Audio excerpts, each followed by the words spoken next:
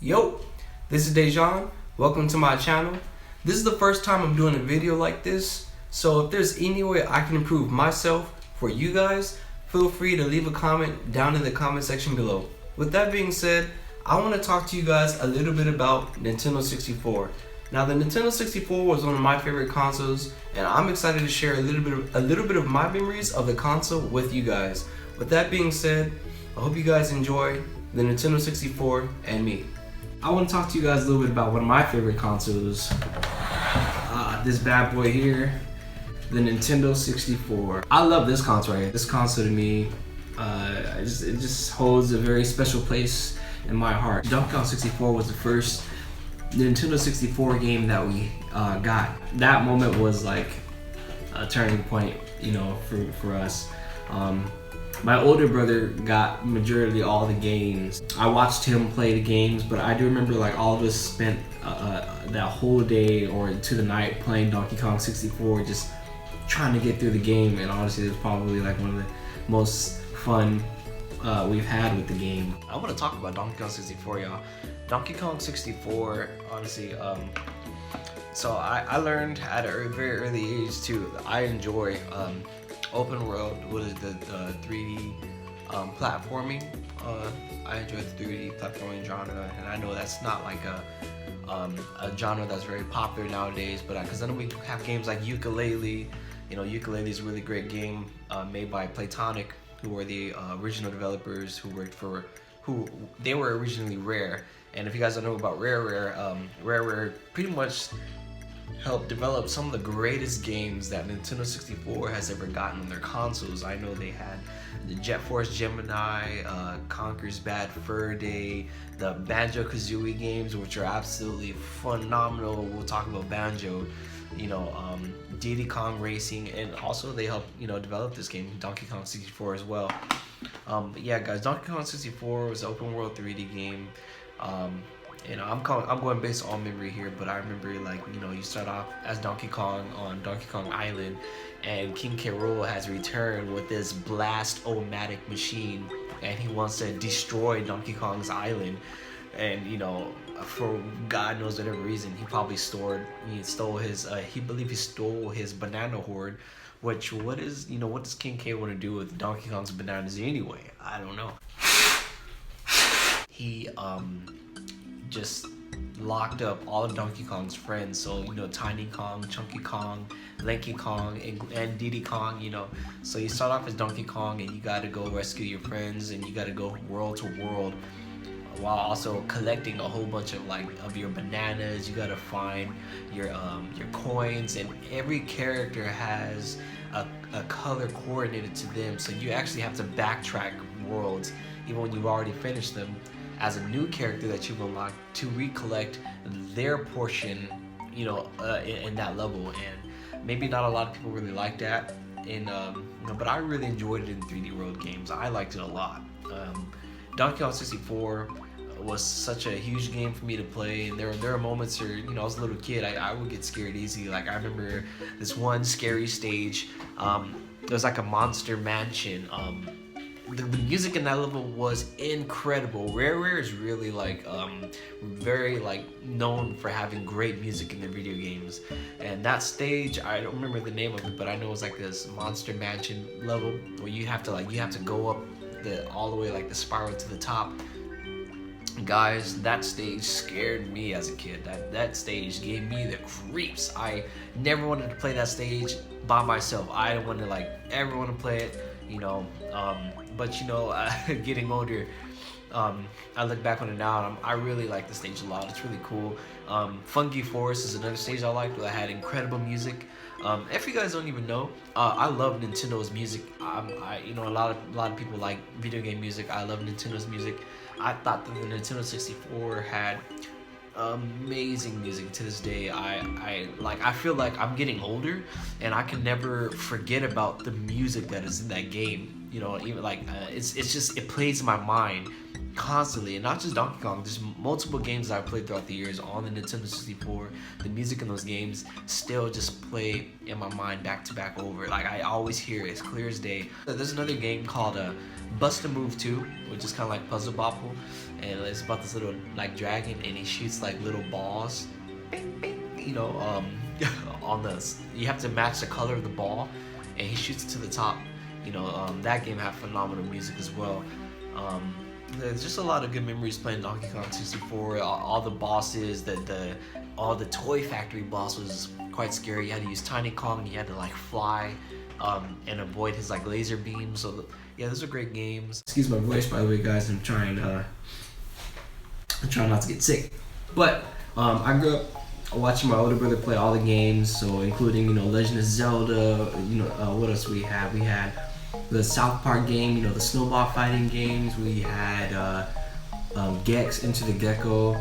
You know, just a lot of the popular games, Pokemon Stadium, WrestleMania 2000. So today, I just kind of want to take a walk down memory lane. And I want to know, did you guys have a Nintendo 64 growing up? Anyone who had a Nintendo 64 growing up, you know, please leave a message down in the comment section below. Let's talk about, like, you know, our memories with this console. You know, I really would love to hear what you guys have to say, and do you guys game at all? So, you know, before I kind of go a little bit more into just my little backstory on my video games, why don't you guys smash that like button for your boy, you know, and just hit that subscribe button if you enjoy this content, you know. And yeah, honestly, that really helps me a lot. I appreciate it. Thank you guys so much. Alright, but with that being said, let's get back to the video. Not every Nintendo you got was the same. You know, some Nintendo consoles had different memory storages. We got ours that came with the expansion pack, which happens to be this little pack that comes inside the console here. This expansion pack allowed you to play games that had more memory in them. So like certain games you weren't allowed to play without having that expansion pack. In order to play like Donkey Kong 64, and I believe Legend of Zelda Majora's Mask and Perfect Dark, you had to have the expansion pack for your console. Unfortunately, not a lot of consoles had that. I do have the other pack as well, and I always found it hard to get out of the console. Me and my family, we used to get like a knife or something to like pop it out of place. Nintendo revolutionized the controller. You know, got my controller here as well by adding this joystick onto the controller. And I know it's such a silly thing today, like, you know, oh, it's just a joystick, whatever. But you know what? Back then, this was a whole different game changer. Like, this really made playing games completely just out of this world. I remember way back in the day, we used to have the see-through color controllers, but I do have the yellow one, your classic gray Nintendo 64 controller, and I do have a blue one as well. A lot of people say that the controller is very strange. I actually disagree. I'm gonna be against the grain here. I'm gonna say I love this controller. You know, but at the same time, I'm not gonna act like this controller is perfect. It definitely has its flaws. It's really uncomfortable. The D-pad, you know, when you have to rotate the sticks and you could hurt you know, get a blister on your hand. That's never a fun time, especially when you're playing Mario Party. But you know what? I really like the design of the Nintendo 64 controller. Most of the games that you're gonna play on the Nintendo 64 use the joystick, you know, because this is like the new gimmick of that time. You know, you want to play games and you want to explore the world. So the majority of the games, you want to hold the controller, you know, and this middle one, and you're going to take the other hand and hold it, you know, with your buttons here. You know, that's pretty much how you're going to be playing the majority of the games. Only certain games will allow you to use the D-pad. You know, so if you're playing a game like Pokemon Stadium, they want you to use the D-pad. And if you're playing like WrestleMania, then you're going to use the D-pad and the buttons. But for the majority of the other games, you're going to be using, you know, the joystick, because that's the new thing. I also kind of want to talk a little bit about Super Mario 64. You know, what really can you say about this game? Super Mario 64 was probably the first, you know, it's not probably, I'm sorry, it is the first 3D Mario game that we've ever gotten the chance to play. And if you haven't played this game, I suggest you guys you know, finding some way to play it. You can play these games. Super Mario 64 specifically, you play it on the Wii U off the eShop. You can download the game there. The Wii actually removed their original Wii shop, which was a fantastic online store. But you can still play these games on the Wii U if you have a Wii U. Totally slept on console. Totally, I know, but hey, I like the Wii U. But anyway, yeah, Super Mario 64 was just another awesome game for the Nintendo 64. I used to play that game a lot as a kid as well.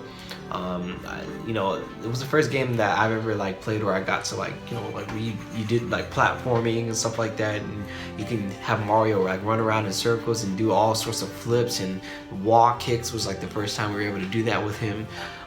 This game took me on an adventure when I was a kid. I enjoyed, you know, looking at the castle. I was one of those weird kids who would play the games but like always do something else in the game. You know, I would just kind of go and explore the world, the hub world. And in the beginning of this game, you start off just out in the field in front of Peach's castle. Mario pops out of this green pipe, you know, and that's just how you start the game. The music, all you hear was like birds chirping, the sound of like running water in front of Peach's castle.